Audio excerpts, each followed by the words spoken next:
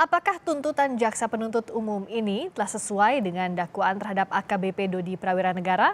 Kita akan bahas, nanti segera bergabung penasihat hukum AKBP Dodi Prawiranegara dan Linda Pujiastuti Adriel Fieri Pulba serta pakar hukum pidana Jamin Ginting yang sudah bergabung. Selamat malam Bung Jamin. Bung Jamin, selamat malam. Dengan Friska di sini, bisa mendengar suara saya? Selamat malam. Ya, selamat malam, Priska. Selamat malam, dan Nyambung nggak Bung ya? Adriel juga sudah bergabung. Selamat malam, Bung Adriel. Selamat malam, Rizka. Selamat Saya ke malam. Bung Adriel dulu. Kalau dari sisi Anda terkait tuntutan jaksa terhadap AKBP Dodi dan Linda Pujiastuti, apakah sudah sesuai dengan dakwaan? Sudahkah memenuhi rasa keadilan? Ya, kalau menurut kami memang kami sangat kecewa ya, sungguh kecewa dengan tuntutan JPU, terkhusus juga buat yang kami ajukan sebagai justice kolaborator, yaitu Bapak AKBP Dodi Prawiranegara, Ibu Linda Pujiastuti, dan Bapak Samsul Ma'arif, karena dalam tuntutannya kami lihat tidak ada kejujuran ataupun bagaimana konsistensi Bapak Dodi, Ibu Linda, dan Bapak Samsul Ma'arif dalam mengungkap peristiwa ini tidak dibunyikan, tidak ditetapkan sebagai justice kolaborator juga di dalam tuntutannya, yang mana kami sudah mengajukan justice kolaborator hari Selasa kemarin. Kami sudah bersurat ke Kepala Kejaksaan Negeri Jakarta Barat, namun sampai dengan dibacakannya tuntutan tadi siang, kami tidak ada mendengar sedikit pun mengenai justice kolaborator. Dan yang meringankan juga tidak ada dibahas sama sekali bagaimana Bapak Dodi jujur, Ibu Linda jujur. Yang meringankan hanya mengenai Pak Dodi, Ibu Linda, dan Samsul Ma'arif mengakui kesalahan. Begitu. Menurut Anda itu semestinya dipertimbangkan oleh jaksa penuntut umum terkait dengan pidananya? Karena yang kita tahu sedari awal Bapak Dodi diintervensi, kita lihat, kita sudah dengar semua bagaimana intervensi nyata dan jelas diterima oleh keluarga Pak Dodi, baik itu Pak Dodi, keluarganya juga, istrinya, bapaknya, tapi bagaimana Pak Dodi berjiwa kesatria untuk menolak itu semua dan terus berkata jujur sampai hari ini. Nah, kita tidak lihat itu ada di dalam tuntutan JPU. Begitu. Oke, Bung Jamin, kalau tadi Bung Adriel bilang ada sejumlah poin yang semestinya masuk di tuntutan tapi tidak. Kalau dari pandangan Anda? Ya, jadi kalau kita lihat kan ada dua dakwaan ya terkait dengan pasal 114 dan pasal 112 ya. Sebenarnya kalau kita lihat konstruksinya itu dia itu kalau dari Dodi dan juga dari teman-teman yang lain memang konstruksinya adalah menjual dan menawarkan, kan begitu kan konstruksinya, bukan menguasai. Nah, ini yang agak sedikit berbeda nantinya dengan Pak Teddy Minahasa. Kalau Teddy Minahasa kemungkinannya bisa juga dia menguasai tapi tidak menjual kalau dia tidak ada konstruksi memerintah dalam konteks pemerintahan untuk melakukan penjualan. Tapi kalau saya lihat konstruksi berpikir dari jaksa penuntut umum, konstruksinya mulainya dari Dodi yang paling tinggi, lalu ketemu ke Anita, lalu Arif, dan juga yang lainnya ya sebagai eksekutor begitu. Ya. Nah, ini kan rentetan hukuman pidananya kan paling tingginya Dodi. Jadi Dodi dianggap sebagai aktor. Saya nggak tahu apakah nanti dia disandingkan dengan Teddy yang lebih tinggi atau Teddy sendiri hanya menguasai sesuai dengan pembelaan jaksa penuntut umum yang sudah disampaikan. Atau masuk pasal 140 terkait dengan penyidik. Tapi kalau 140 dari konstruksi jaksa penuntut umum ini, kelihatannya harusnya Dodi juga masuk. Tapi kelihatannya tidak dipertimbangkan terkait dengan kedudukan sebagai penyidik yang menguasai barang itu sebagai kesalahan administratif. Nah, ini kita lihat kelihatannya tetap strictly jaksa penuntut umum mengatakan bahwa ini ada transaksi, ada jual beli, ada penawaran begitu. Dan ini penawaran terhadap barang yang berasal dari penyitaan. Nah, tinggal bagaimana konstruksinya kita sudah lihat saat ini 20 tahun Dodi, berarti Dodi termasuk orang yang memiliki kehendak yang cukup kuat ya dibandingkan dengan yang lain begitu. Oke, kalau bicara soal posisinya Pak Dodi disampaikan juga Bung Adriel bahwa sebagai aparat penegak hukum diperberat pidananya dalam tuntutan jaksa penuntut umum.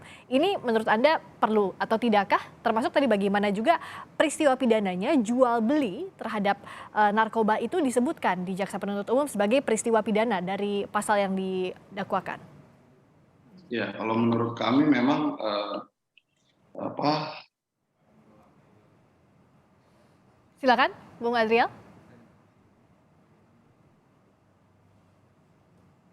Bung Adriel,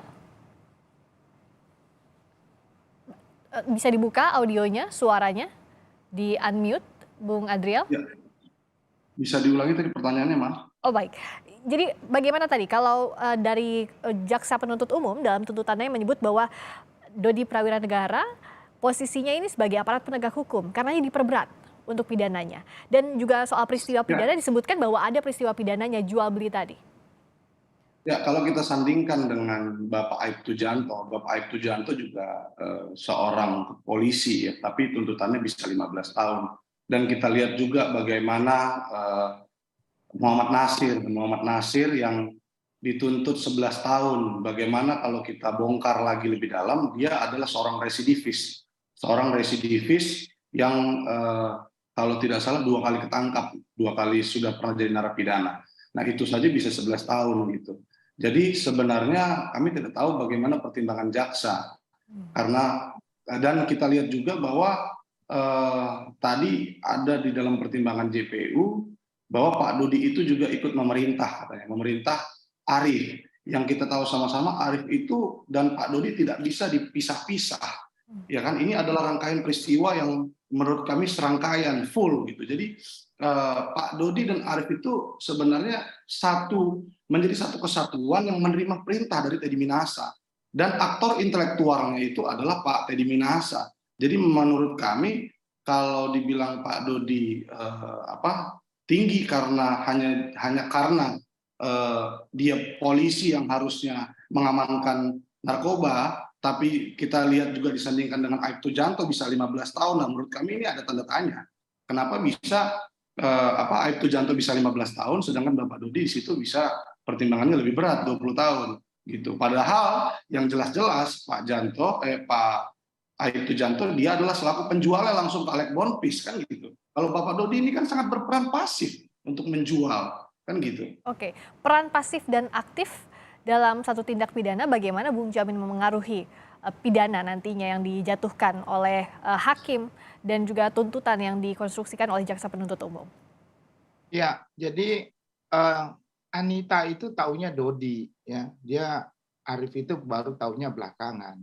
Jadi Anita taunya Dodi dan dianggaplah Dodi satu-satunya orang yang memberikan itu sebagai suatu tindak pidana yang mempunyai niat dan meyakini bahwasannya itu juga jaksa penuntut umum meyakini bahwasannya Dodi lah orang yang memang memiliki yang kehendak untuk menyampaikan itu kepada Anita begitu. Oke. Sehingga Dodi sebagai termasuk aktor intelektualnya ya, termasuk dalam hal ini yang memiliki kehendak untuk menyampaikan itu. Oke. Dan sebenarnya sanksinya itu kan hukuman mati seumur hidup dan 20 tahun ya. Ini kan termasuk dalam kategori hukuman yang 20 tahun maksimum ya dalam hukuman waktu tertentu ya. Artinya masih ada lagi sanksi pidana yang lebih tinggi yaitu hukuman seumur hidup dan hukuman mati. Saya kira JPU sudah memberikan gambaran bahwasanya kedudukan dia ini 20 tahun udah pantas begitu kan karena kedudukannya sebagai orang yang diketahui Anita langsung ya, bukan si Arief begitu Mbak. Oke, itu tadi 20 tahun sementara masih ada seumur hidup dan hukuman mati. Tapi kalau dari Bung Adriel tentu akan dimanfaatkan nanti momentum pledoi. Apa saja yang disiapkan sejauh ini dan poin-poin mana yang utamanya akan disanggah? Tentu banyak poinnya, tapi mana yang utamanya Bung Adriel? Ya, jadi kalau dalam pledoi nanti memang kami akan memasukkan penerapan pasal 48 dan 51 itu yang utama. Bagaimana Bapak Dodi yang sudah diutarakan oleh ahli pidana Dr. Dian Aryawan Dengtawang pada saat itu, memang adanya daya paksa secara psikis, ya kan, atau daya paksa relatif. Itu memang terlihat jelas ketika Bapak Dodi ada bergaining, Bapak Teddy Minasa ketika itu memang asumsi Pak Dodi dipindahkan dari yang dia Kapolres Bukit Tinggi sudah melakukan pengungkapan 1,4, dia berprestasi tapi malah dipindahkan, kan begitu. Itu satu. Yang kedua, dia didesak. Dia sudah menolak perintah yang salah tersebut 2 kali, yang mana kita tahu bagaimana sulitnya untuk menolak perintah atasan yang salah itu, seorang jenderal lagi kan, tapi dia sudah menunjukkan bahwa dia tidak setuju dengan perintah tersebut kan. Jadi sebenarnya kalau kita lihat bagaimana Pak Dodi ini sudah menolak perintah itu kan gitu. Jadi sebenarnya harusnya memang hukuman terendah itu ada pada Pak Dodi gitu. Oke, dan nanti itu akan disampaikan dalam pledoi di sidang berikutnya. Terima kasih atas waktunya bergabung di Sapa Indonesia Malam, penasihat hukum AKBP Dodi Prawira Negara dan Linda Pujastuti Adriel Fiari Purba dan pakar hukum pidana Jamin Ginting. Selamat malam.